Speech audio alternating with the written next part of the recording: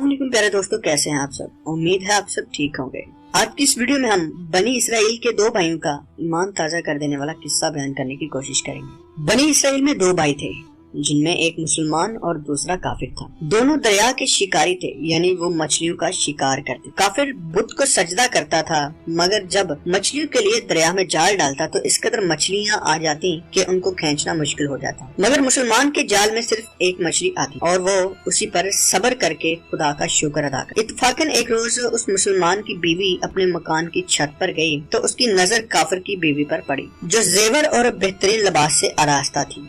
ये देखकर उस मुसलमान की बीवी के दिल में वसवसा पैदा हो गया और वो सोचने लगी कि काश मैं भी ऐसी होती। काफिर की बीवी बोली, तुम अपने शोहर को आमादा कर लो कि वो भी मेरे शोहर के माबूद यानी बुत की इबादत करना शुरू कर दे, ताकि तू भी मेरी तरह मालदार हो जाए। ये सुनकर मुसलमान की बीवी कुछ गमज़दा होकर नीचे चली गई और जब उसका शोहर घर आया तो बीवी का हाल देखकर दरियाफत किया कि आखिर बात क्या है जिससे तू इस कदर गमज़दा है।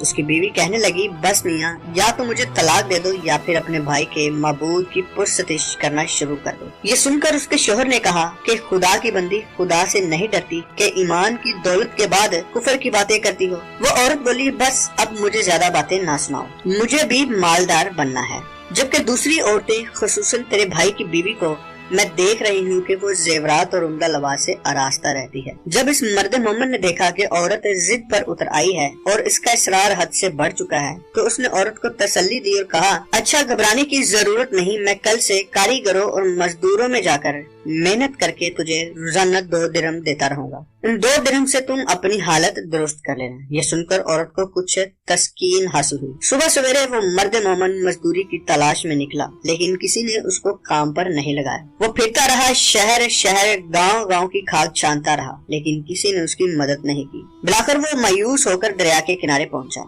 और शाम तक अल्लाह ताला की इबादत में मसरूफ रहकर रात को जब घर आया तो बीवी ने दरियाफत किया कि मियाँ, आज तुम कहाँ थे। वो कहने लगा कि मैं बादशाह की खिदमत में था, बादशाह ने मुझसे 30 दिन काम करने की शर्त रखी है। बीवी कहने लगी, आखिर वो बादशाह तुमको क्या देगा। तो उसने जवाब दिया, मेरा बादशाह बड़ा करीम है और उसके खजाने माल दौलत से भरे हुए हैं, वो मुझे वो देगा जो मैं चाहता हूँ। चुनाचा इसी तरह वो अपने माबूद बरहक की इबादत में मसरूफ रहा। तो बीवी ने कहा, सुनो मियाँ, अगर कल तक तुमने मुझे मजदूरी लाकर नहीं दी तो तुम मुझे तलाक दे देना। ये सुनकर उसको किसी कदर परेशानी लाक हुई और 30वीं सुबह को उसने एक यहूदी से कहा, क्या तुम मुझे मजदूरी पर लगा लोगे। ये सुनकर यहूदी कहने लगा, तुमको मजदूरी मिल जाएगी, लेकिन शर्त ये है कि मेरे पास तुम्हारे खाने पीने का कोई बंदोबस्त नहीं होगा। चुनाचा वो मर्द मोमन रोजा की नियत करके यहूदी के साथ काम पर चला गया। उधर दूसरी तरफ एक शख्स उसकी बीवी के पास गया, दरवाजा खटखटाया। जब उसकी बीवी बाहर निकली तो उस आदमी ने उसकी बीवी को 29 अशरफियां दी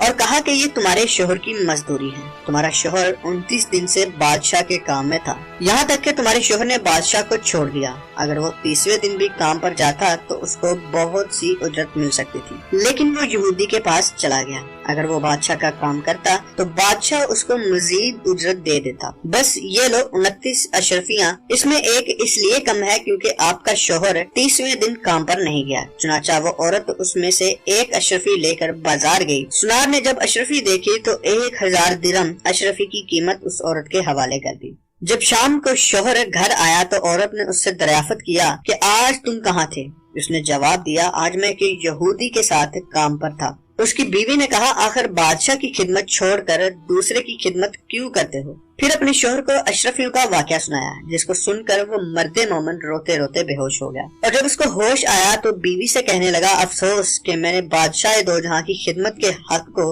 अपने ऊपर लाजम नहीं किया। इसके बाद उस आदमी ने औरत को छोड़ दिया और पहाड़ों पर चला गया, जहाँ खुदा की इबादत में मसरूफ रहता और बकाया जिंदगी वहीं गुजार दी और वहीं उसका इंतकाल हो गया। दोस्तों, अल्लाह के खजानों में कोई कमी नहीं, वो बंदे को उसकी इबादत का सिला जरूर देता है, अगरचा बाज दफा किसी हिकमत की बना पर देर हो जाती है, लेकिन बहरहाल अंधेर फिर भी नहीं होता, वो अपने बंदों को देता जरूर है। आखिर में अल्लाह ताला से दुआ है कि हम सबको सब्र शुक्र के साथ रहकर जिंदगी गुजारने की तौफीक अता फरमाए। आमीन या रब्बिल आलमीन। प्यारे दोस्तों, उम्मीद करता हूँ ये वीडियो आपको जरूर पसंद आई होगी।